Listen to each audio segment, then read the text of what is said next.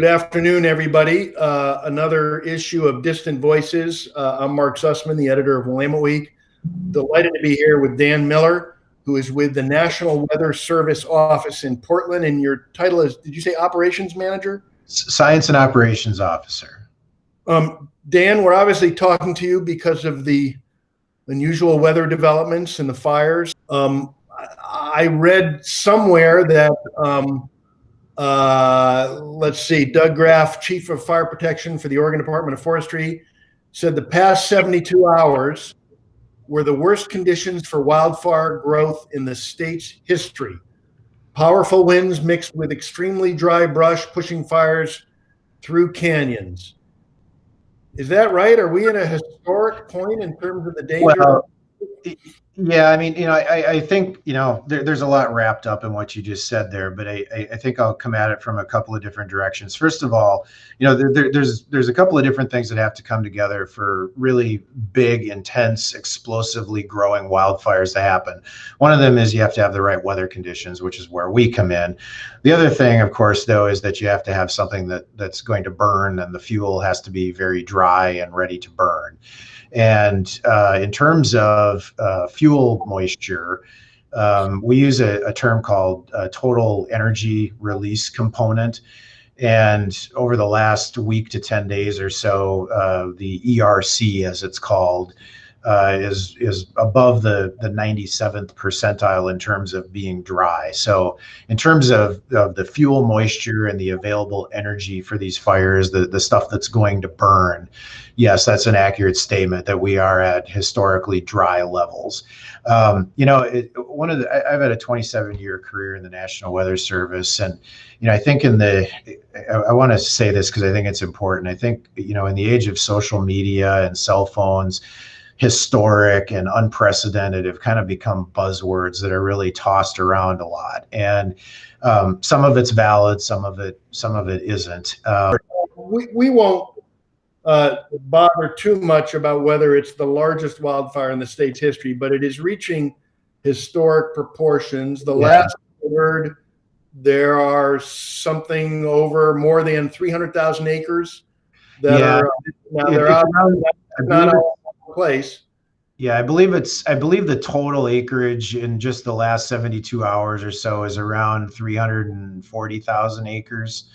Right. So, but I want to get back to the weather conditions for a second because I didn't finish that thought. All three of those other events, in addition to what we've experienced here in the last couple of days, they've all involved a really strong area of high pressure building into the northern Rockies. And what that does is it creates a really intense pressure gradient, as we like to say in meteorology. It's basically just a difference in pressure from the center of the high pressure area over maybe northern Idaho or Montana, and the generally lower pressure, which climatologically tends to hang out around the Northern California, Oregon coast this time of the year. And wind is driven by the pressure gradient. For anybody who wants to go into meteorology, that's one of the first things that you'll learn. So the stronger the difference in pressure, the stronger the wind is going to blow.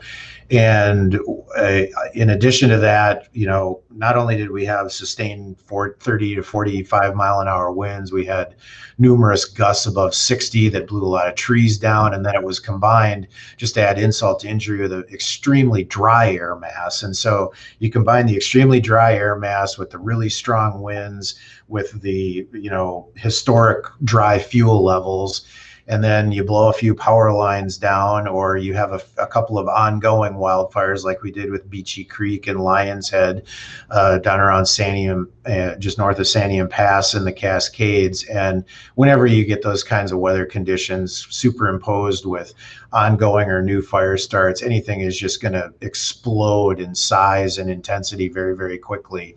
And within about a 12 to 15 hour period, Monday night and Tuesday morning, unfortunately, that's exactly what we saw.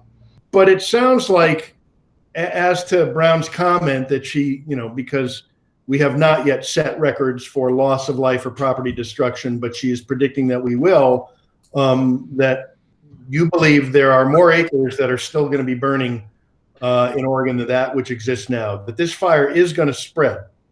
Well, there's kind of two aspects to what you just said. I mean, yeah, it's on. We have. I'm just on my other computer monitor here. You can see me kind of looking aside, and um, I've got a satellite loop up here of the the number of fires, and we can see hotspots. I'm counting. We've got the 1, 2, 3, 4 really big fires that are burning in the Cascades or the Cascade foothills, and then there's another 1, 2, 3, 4, 5, 6, 7 that I can see the hotspots on satellite. So I mean, like I said, these aren't going to go away, overnight, and certainly they're going to burn more acreage over the days to come. That's just unfortunate, and it is what it is. Fortunately, we are going to get a little bit of a break from the weather. I think the other part, though, of that statement that Governor Brown made, a lot of these fires exploded so intensely and expanded so rapidly in coverage. A lot of the first responder teams and the incident management teams that are out there trying to fight and manage these fires and hold them back, they spent more time evacuating themselves from their camps and moving around to stay safe themselves. They've spent more time doing that the last couple of days than they have actually fighting the fires. And so, part of this is that, hold on. Can I finish the thought? Let me just finish the thought there, which is that they haven't even had a chance to do an initial assessment as to how much property has been damaged, because they haven't really been able to do their jobs. They've been trying to keep themselves safe. So, I think, Governor Brown's statement is probably on target. I mean, there's a lot of investigation that needs to happen as to what has been damaged so far. And also, certainly with fires this big and this intense, it's just a fact that they're going to burn more acreage, over the coming hours and days, unfortunately. So Dan, let me make sure I understand. You're saying that these firefighters, smoke jumpers, probably from a variety of agencies, went in to fight the fires, but did not appreciate how explosive they were, and they set up their camps too close to the fire and had to move their camps almost immediately?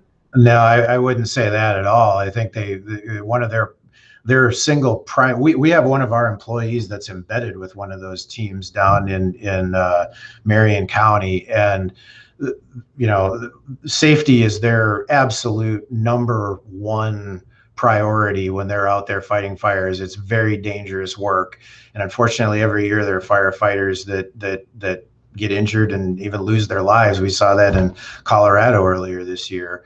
But I think that Monday night, we just had the strength of the wind and the dry air that was moving in. It fanned those ongoing fires so rapidly. And one of the things that happens when a fire gets that big, it's not just the fire front that's moving at you. The fire is lofting embers. And so you can be trying to fight a fire at the front line, and a flaming ember will get tossed up and it will land 2 miles behind you, and it will start another fire spotting out ahead of the main fire front. That's, in fact, with extreme fire behavior, that's one of the primary ways that these fires spread.